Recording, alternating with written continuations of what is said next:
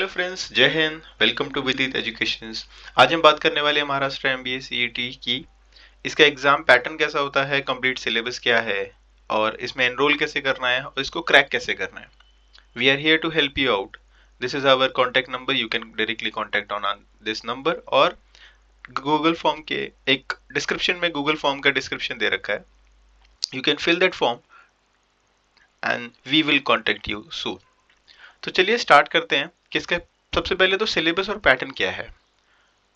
तो जैसे ही हम लोग इसके लिए एनरोल करेंगे, we will provide you the live classes, recorded videos, you can have recorded videos as well. हम आपको स्टडी मटेरियल के लिए ई बुक्स दे सकें, मॉक टेस्ट रहेंगे हमारे पास। और सबसे अच्छी चीज़ है, जो बेसिकली जो छोटे छोटे डाउट्स होते हैं, we will have the doubt sessions for each and every topic of that particular subject. उसके बाद if you are done with your exams, we will also guide you how to get admissions in the top colleges and what should be the cut off। और आपको अभी से अगर आपको कुछ preparation चाहिए कि हम लोगों को कौन सा अच्छा सा कॉलेज लेना है तो कितना कट ऑफ जाना चाहिए, तो we will help you out on this also. तो चलिए बात करते हैं सबसे पहले इसका एग्जाम पैटर्न क्या है। एग्जाम पैटर्न में व्हाट वी हैव 4 सेक्शंस। तो इसमें 4 सेक्शंस कैसे हैं। The first section is logical reasoning and second is abstract reasoning. अब लॉजिकल रीजनिंग और एब्स्ट्रैक्ट रीजनिंग में थोड़ा सा अंतर होता है। Logical reasoning is just about IQ. इसमें हम क्वेश्चंस देखेंगे, ब्लड रिलेशंस और sequence and series. But abstract reason is थोड़ा सा डिफरेंट होता है। एब्स्ट्रैक्ट रीजन में हम लोग पिक्टोग्राफ के बारे में ज्यादा बात करते हैं कि पिक्चर्स का सीक्वेंस चल रहा है तो फिर वो क्या हो सकता है उसमें, और कुछ कुछ टाइप के डिफरेंट डिफरेंट टाइप के क्वेश्चन होते हैं। तो लॉजिकल रीजनिंग और एब्स्ट्रैक्ट रीजनिंग दो पर्टिकुलर सब्जेक्ट है, रीजनिंग के ही हैं, बट उसमें आपकी IQ level different point of view से चेक की जाती है। Then we have quantitative aptitude. Quantitative aptitude में हमारे पास होता है मैथमेटिक्स और basics up to 10th standard only. लेकिन उसके कुछ ऐसी चीजें होती हैं जिसमें आपको डायरेक्टली अगर आप बेसिक फॉर्मूले से करने चाहोगे तो यू विल बी लाइक, एक क्वेश्चन को सॉल्व करने में आपको 3 से 4 मिनट लग सकते हैं, but we will teach you how to solve that within a minute, because we have a shortage of time over there. It is not 3 hours का पेपर, इट इज बेसिकली आपको 200 questions करने हैं और 200 questions के लिए आपके पास 200 minutes ही है। मतलब एक क्वेश्चन के लिए आपको पर्टिकुलरली 1 ही मिनट मिलता है। तो you have to be accurate as well as आपका स्पीड बहुत अच्छा होना चाहिए। Fourth is verbal ability. Verbal ability is generally we talk about the English. English का ग्रामर कैसा होता है, सिंटेक्स करेक्शन कैसे हो सकते हैं, कुछ फिल इन द ब्लैंक्स हैं और प्रेपोजिशंस होते हैं, वर्ब्स होते हैं, adjective adverbs, like this on this. इसके ऊपर हमारे पास 50 क्वेश्चंस होते हैं। क्वांट में हमारे पास 50 क्वेश्चंस है। लॉजिकल रीजनिंग और एब्स्ट्रैक्ट रीजनिंग ये दोनों मिला के हमारे पास 100 क्वेश्चंस होते हैं। बिकॉज जब हम लोग एमबीए के लिए जा रहे हैं तो MBA is basically all about strategies. आपका माइंड कितनी जल्दी डिसीजन मेकिंग के लिए काम करता है। तो सीईटी के जो कॉमन एंट्रेंस एग्जाम में जो रखा हुआ है उन्होंने उन्होंने यही चीज सेक्शन में रखा हुआ है कि बेसिकली उसमें क्या होगा वहां पे। नेक्स्ट, लॉजिकल रीजनिंग में हमारे पास कौन कौन से वो सब होते हैं। तो लॉजिकल रीजनिंग में हमारे पास है जैसे ऑड एलिमेंट्स क्या होंगे, डिडक्टिव रीजनिंग कैसे होगा, एनालिटिक पजल्स हो सकते हैं, एक स्पेशल विजुअलाइजेशन हो सकता है, डेटा सफिशिएंसी, न्यूमेरिकल रीजनिंग और क्रिटिकल थिंकिंग। ये बेसिकली लॉजिकल रीजनिंग का पार्ट है। एब्स्ट्रैक्ट रीजनिंग में क्या होता है, जैसे मैंने आपको बताया थोड़ा सा डिफरेंट। इसमें हो सकता है हमारे पास एक एनालिटिक पजल्स हो सकते हैं। बेसिकली इसमें स्पेशल विजुअलाइजेशन जरूर होता है इसके अंदर। क्वांट क्वांट के सेक्शंस में we have arithmetic, algebra, statistics, probability और सेट्स, नंबर सिस्टम्स, ट्रिग्नोमेट्री। और बेसिकली अगर मैं अलजेब्रा की बात करूं और अर्थमेटिक की बात करूं, ये मेजर कंपोनेंट होता है उसका।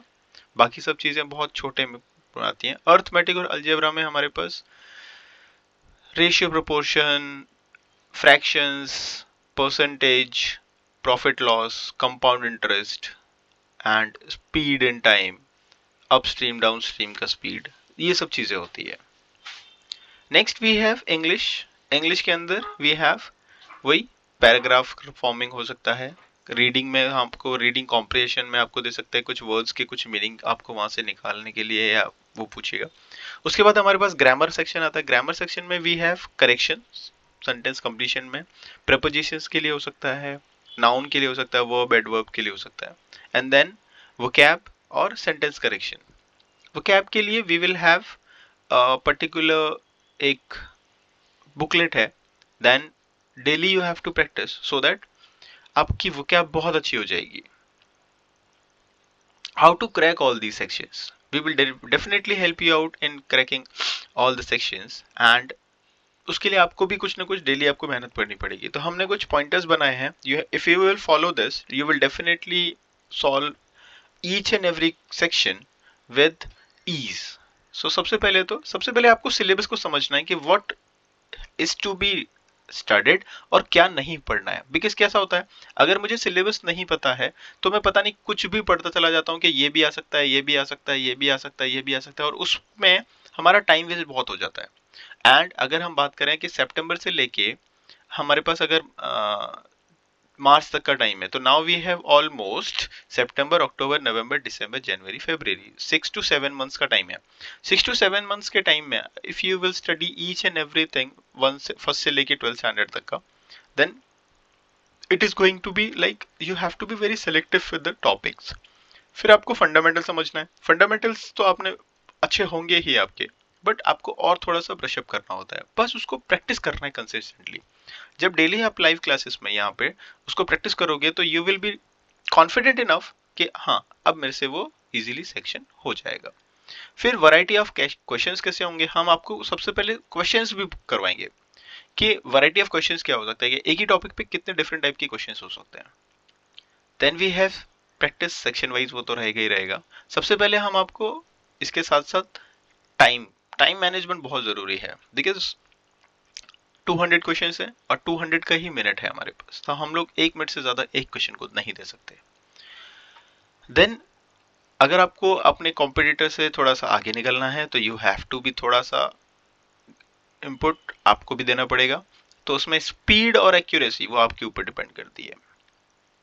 देन आपको पता करना है कि मेरा कौन सा सेक्शन बहुत अच्छा स्ट्रांग है। अगर आपको वो स्ट्रांग है तो मीन्स अगर आपको 75 और 25 reasoning you are very best, तो रीजनिंग में you should score at least 90 to 95 questions and with accuracy and speed also, ताकि अगर आप किसी दूसरे सेक्शन के 10 या 5 क्वेश्चन छोड़ भी देते हो then it does not matter, यार आपका ओवरऑल स्कोर जो है वो अच्छा रहेगा।